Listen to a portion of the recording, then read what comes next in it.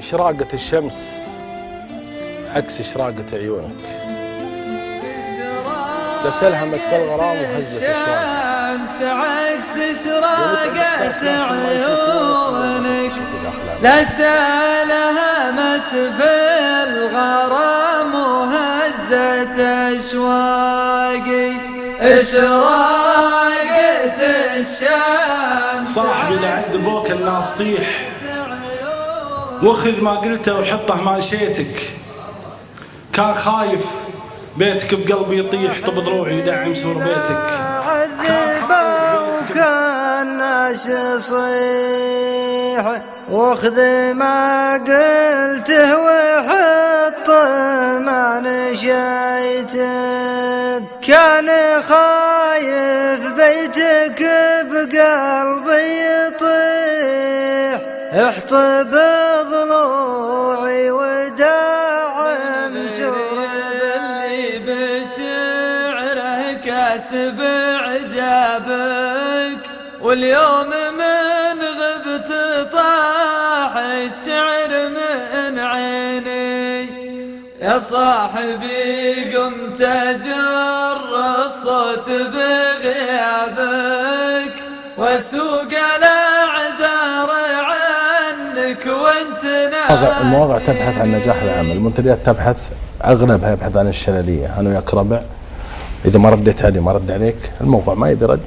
لا خبر، موقع خبر وموقع ابيات يعني موقع ابيات. ديوانك المقروء امسي اخوي سالم المري، ديوانك مقروء وحطه، ولا تنتظر ردة فعل. ردة فعل تجيك خاصة، مو مجاملة مظاهرة قدام الناس، تجيك رسالة خاصة تشوف اللي ردة الفعل. أنا عندي 9 قصائد وطنية، مناسبات متعددة، كتاب شكر على قصيدة واحدة. شكرا أيها الشاعر أنك قعدت شوي مع نفسك كتبت قصيدة وذكرت. ما في فن التعامل مع الإعلام بأنك بعد يكون لك حضور وقوة في المنبرية، يكون لك تقدر توصل. شعراء اشتهروا من إلغائهم قصيدهم كلام فاضي.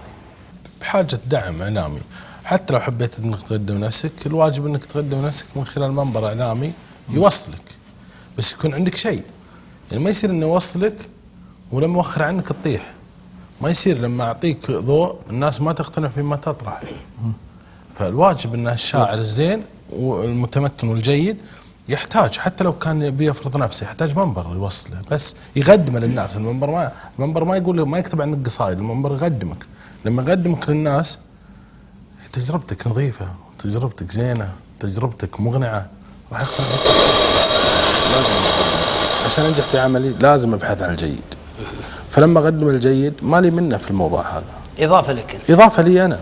بالعكس يضيف البرنامج، يساهم يعني يساهم في رفع البرنامج، يخلي العالم تسأل عن الشاعر الفلاني، يصير يجي يوم من الأيام يذكر أن أنا خرجت من هذا البرنامج. بس أنا أنتظر من الساحة، ما أنتظر إلا أني أقدم. طيب ليش المنطق هذا؟ الموجودين يتابعون المختلف حرفا حرف. أول شيء المختلف أول ما ينزل العدد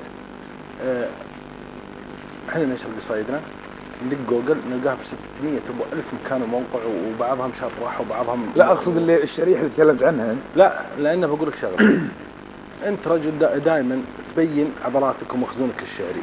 جميل. من خلال ما تطرح متجدد، ما يصير أنا على خط واحد طول حياتي وأنا على خط واحد. أوكي، أنا اليوم عندي يوم أقول قصيدة العادية، تدري وش السر بحضوري؟